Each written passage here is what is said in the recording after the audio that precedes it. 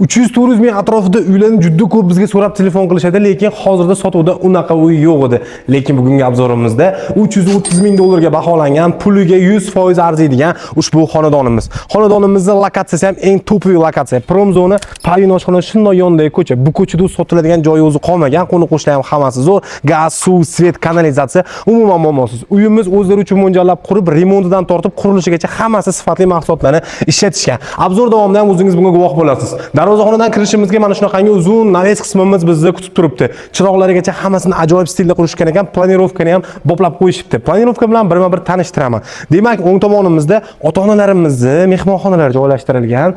Uyda o'tiradigan xona qilsangiz ham bo'ladi, oilaga o'tiradigan, ichida alohida spalniyimiz sanuzil bilan birgalikda proyekt qilib ketishgan ekan. Ota-onamiz uchun mana ikkita uy, bitta sanuzilni ham qo'ydik. Endi farzandlarimizga o'tamiz. Undan oldin mana shu yashil zonaga e'tibor berib qo'yasiz. Juda chiroyli archalarni ham topib qo'yishibdi. Hammasi bir-biriga juda ham go'zal ko'rinishda bo'lib turibdi. Pastda podval qismimiz ham bor. Podvalimizni 14 ta xona hisobiga kirgizmadik. Jam bo'lib 14 ta xona, ikkita sanuzil bor.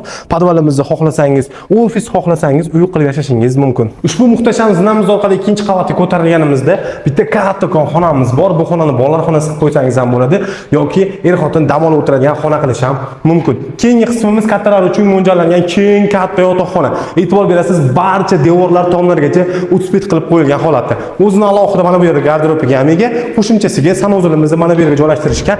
Lekin sanuzilimizni ro'parasidagi eshigimiz orqali chiqqanimizda o'zgacha manzarani ko'rasiz. Hozir bitta ko'ring mana. Marhamat, terasamizga xush kelibsiz. Terasani ham ajoyib qilib qo'yishgan ekan. Xonadoningizni maza qilib tomosha qilishingiz mumkin. Mana bularni ham atayin bolalar uchun xavfsiz bo'lish uchun baland qilib qo'yishgan ekan. Bolalaringiz tushib ketishidan xavotir olmaysiz. Farzandlaringiz mana shu joyi o'zida ham maza qilib o'ynashlari mumkin. Eng qiziq, terasamizning ikkinchi tomonimizdan ham chiqsa bo'ladi. Xonadonimiz 6 sutqa ozgina yetmagan kattalikda hisoblanadi va hammasi to'liq pishig'ishda, panellarni bosib, umuman qurilish ishlarini hamma videolargacha bor ekan, sifat bilan qilishgan, o'zlari uchun qurishgan ekan. Endigina ma'lum hisoblarga ko'ra sotilmoqda. Mana bu tomonda ikkinchi qismimizga o'tamiz. Undan oldin e'tibor berib qo'yasiz. Orqa tomonda alohida yo'lagimiz ham mavjud. Orqada orqa hovlimiz bor. Unga uyimizni ko'rgandan keyin to'xtalamiz. Terminal orqali ichkariga kirganimizda mana bu o'ng tomonimizda uy daxliz ko'rinishda ikki xona uyimiz, ichida sanuzil bilan birga proyekt qilingan. Hamma uyimiz remontlari tayyor holatda. Batarya registrdan o'rnatilmagan xolos, lekin to'liq tupli pol qilingan, ham tupli pol, ham radiatorda isiydi. Mana bu esa uyimizning ikkinchi mehmonxonasi. Kattaligiga bitta baho berib qo'yasiz. Shu bilan birinchi qavatimizni obzor yakuniga yetdi. Mana bu yerda qo'shimcha qismimiz va orqaga chiqadigan alohida eshigimiz. Endi ikkinchi etajni ham ko'rib o'tamiz. Ikkinchi qavatimizda ham xonalar soni juda ham ko'p. Shuncha xona bo'lganga yarasha garderob bo'lmasa bo'lmasdi. Bu yerda garderobimizni joylashtirib ketishgan. Mana bu yerda kattalar uchun mo'ljallangan yotoqxona, ichida sanuzil bilan birga proyekt qilingan bo'lsa, chap tomonimizda uy daxliz ko'rinishda ikki xona uyimiz, o'zini sanuzil bilan birga joylashtirib ketilgan ekan. So'nggi ko'radigan qismimiz esa uyimizni kattalar uchun mo'ljallangan yotoqxonasi. Buni ham o'zini sanuzili bor. Hamma sanuzilli kafillargacha ranglari har xil o'zgacha yechim qilishgan ekan va bu xonamizdan ham terasaga chiqsa bo'laveradi. Xonadonimizning orqa tomoni ham alohida mavzu. Chap tomonimizda omborxonamiz joylashtirilgan, suv yo'ngisi ham qo'yib qo'yilgan, lekin ishga tushirilmagan. Sababi suvdan muammo yo'q bu yerda.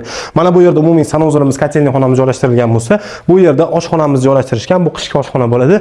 Bu yerda esa yozgi mana shunaqangi chiroyli ko'rinishdagi mangallari bilan hamma narsasi tayyor bo'lgan yozgi oshxonamizni planirovka qilishgan. Uyimiz sizga yoqqan bo'lsa, bitta like bosib qo'ying. Mana shunaqa uy kimga ravo ko'rsangiz o'ziga jo'natib qo'ying. Hammamizga ham mana shunaqa uylarda yashash nasib qilsin. Hujjatlari 100% joyida bo'lgan ushbu uyimizning narxi 330 ming dollar, yana barakasiga ozgina o'tib beradigan joyi bor. Egalarning telefon nomeri esa videoning pastida, aloqaga chiqib ushbu hovlini baraka qilishingiz mumkin.